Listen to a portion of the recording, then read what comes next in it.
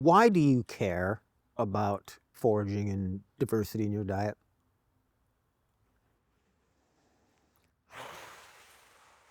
You open a can of worms with that one.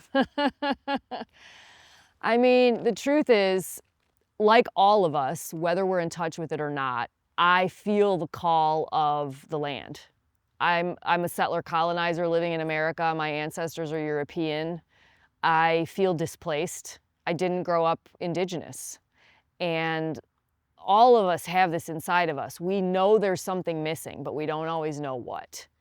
I've been privileged and blessed enough to be able to really explore what's missing in my life. And so I've been able to do things like this. And through the experiences I've had, I've come to understand what was missing. You know, I went to tracker school seeking my own healing. I got involved with yoga seeking my own healing. I didn't know what I was trying to heal.